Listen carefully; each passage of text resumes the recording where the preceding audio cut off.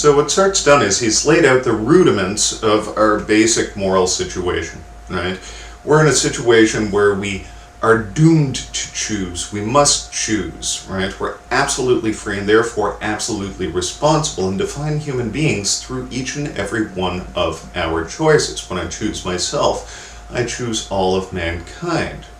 We're free, but with no excuses and no justification. Nobody gave us the rule book. We don't know what to do. We have to make it up ourselves. And what's more, we choose in a world that is to some extent or another hostile to us, right? We choose in a world as absolutely free creatures, right? But we're free in a world that we didn't choose. So Sartre's fond of using examples like war. I use the example of a recession, etc., etc., etc. Economic situations, right, are good examples of this. They're forces like nature that we are subject to. As free creatures, right, we choose how to meet these situations in an absolutely free way. But despair is a reality insofar as when we make choices, right, our choices are often thwarted by the basic facts of our existence. So we are in despair. Anxiety, forlornness, and despair, the three basic concepts for Sartre. Now, I am skipping over some of this material, but I thought I would get to the important stuff. Sartre responds on page 41 to a criticism that you're unable to pass judgment on others because there's no reason to prefer one configuration, one system of choice making, to another. And finally, basically everything is arbitrary in this choosing of yours, basically the criticism is that there are no a priori moral values, right?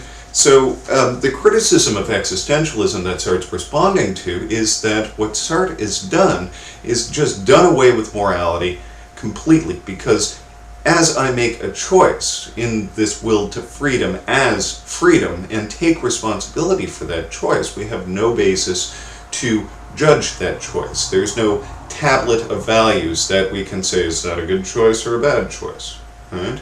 Well, Sartre wants to respond, and just in a beautiful passage on your page 42 to 43, I'll just read it here, right? He compares ethics to painting specifically, but art generally, right?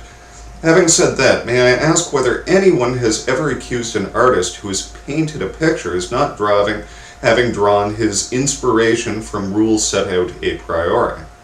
Has anyone ever asked what painting ought he to make? It's clearly understood that there is no definite painting to be made. The artist is engaged in the making of his painting, and that the painting to be made is precisely the painting that he will have made. It's clearly understood that there are no a priori aesthetic values, but there are values which appear subsequently in the coherence of the painting, in the correct correspondence between what the artist intended and the result. Nobody can tell what the painting of tomorrow will be like. Painting can be judged only after it has once been made. What connection does this have with ethics? We're in the same creative situation. We never say that the work of art is arbitrary, but when we speak of the canvas of Picasso, we never say that it's arbitrary. We understand quite well that he was making himself what he is at the very time he was painting.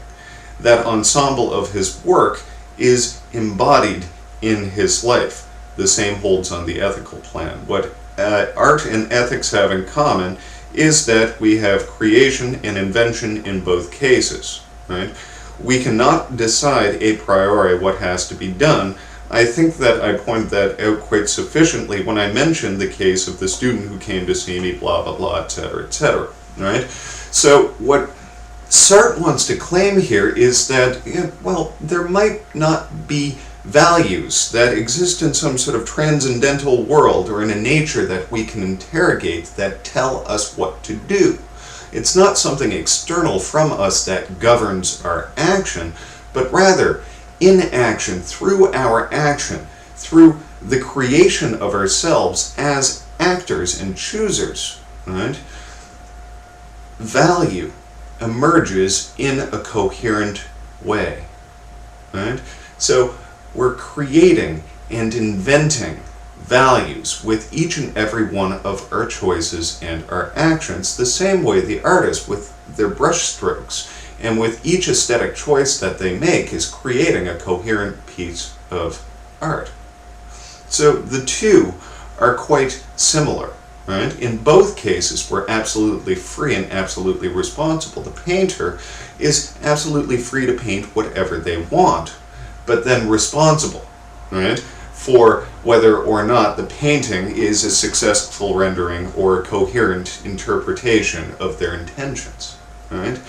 Now, what Sartre wants to claim, though, is that there is sort of a sense in which we can judge. Well, there's a sense in which we can't judge the choices of another, insofar as these choices are chosen in this will to freedom. If I make a choice and I understand that that choice is an invention of mine, that I'm absolutely free, and with my choices I have absolute responsibility, right? I'm not turning to some supposed rule book or authority for the basis for my choice. I'm standing up for a principle that I'm asserting, and I'm responsible for it, and that there will be consequences for this. It seems that there's no way to judge that kind of choice in the Sartrean scheme, but he does provide two kinds of judgment that are possible. The first is a judgment that is about facts, or a logical judgment. If I assume that something is the case that isn't the case, right? If I think you've lied to me, and it turns out, in fact, you were telling the truth, I'm logically, factually in error. So perhaps not a moral judgment, but a logical judgment. And the second judgment, right, that Sartre allows us to make is one of bad faith. Right? In choosing our actions, when we try to pretend that we're not free, we're not responsible, we had no choice, that there are these a priori values that we all have to follow, right? Or that the world owes us something, right? What we are doing is we are turning evasively away from our situation as free beings who are in the process of creating ourselves, right? So, the second kind of moral judgment now, of bad faith, right, existential bad faith, relies heavily on anxiety, forlornness, and despair. If I pretend that I'm not anxious and I shouldn't be anxious, I'm running away from my freedom and my responsibility. If I pretend that there are these absolute necessary values that exist before experience, right? That God says, or Kant says, or Aristotle says, right? And that's how I make my choice. What I'm pretending is that, the values don't originate from me, from my freedom. But remember, we're doomed to choose. And then, when we feel like we're owed something just because we are free and choosing, right? We're pretending that the situation of our choosing is very different than what it is in reality. We choose in a world that is ambivalent towards us, right? So anxiety, forlornness, and despair are the ways Sartre presents us with to evaluate bad faith. If I mask my anguish, if I pretend I'm not in a situation where I'm forlorn, and when I pretend that despair is not something that can or should befall me, right, I'm evasively turning away, right, from the basic situation of my subjectivity. So what we find in Sartre, right, is not a hard and fast category of good and evil, right, that which Nietzsche was critical of, but rather, right, just a treatment of the basic situation that we're in when we make choices, and this requirement that we face the situation that we're choosing within and the content of our choices honestly or authentically, right? So, above all, right, we shouldn't turn away from our situation, but we should face it head on. That's what we find in Sartrean ethics. Thank you.